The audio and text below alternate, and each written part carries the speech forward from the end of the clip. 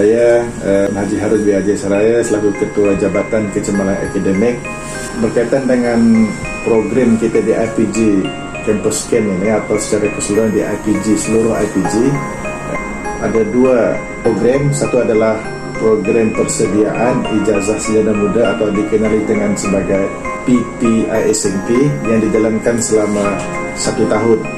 Satu lagi adalah program ijazah sarjana muda lanjutan daripada PPISMP, iaitu untuk PISMP yang dijalankan selama 4 tahun.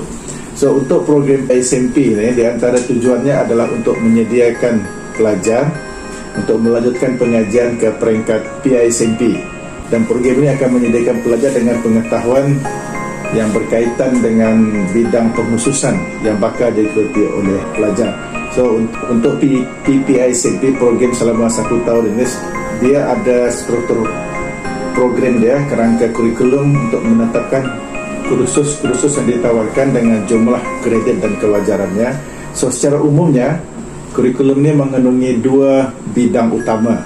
Yang pertama disebut sebagai bidang tumpuan dan satu lagi adalah bidang generik. Untuk 6 kursus atau 6 bidang tumpuan berdasarkan kepada bidang masing-masing.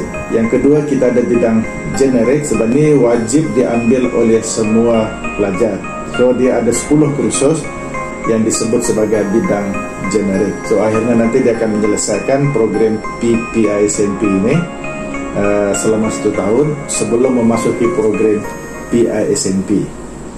So untuk PISMP kita menawarkan ada 21 bidang tumpuan ataupun option ataupun major ataupun teras ya.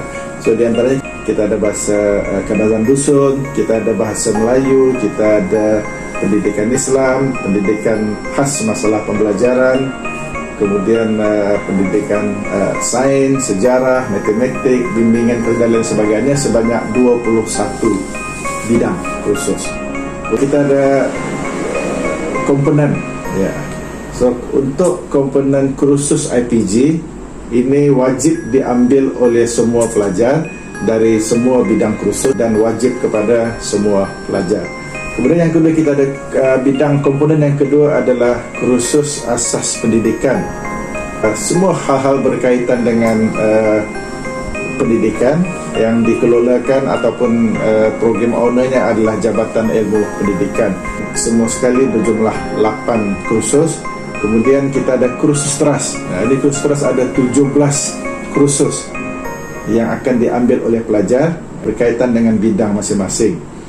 Kemudian yang terakhir adalah kursus amalan profesional yang berkaitan dengan praktikum, internship dan PBS.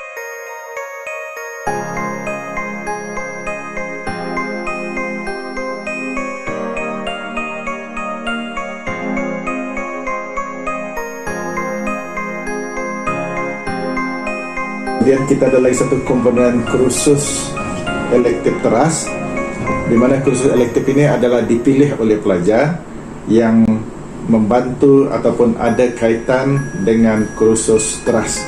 Ini disebut sebagai kursus elektif teras.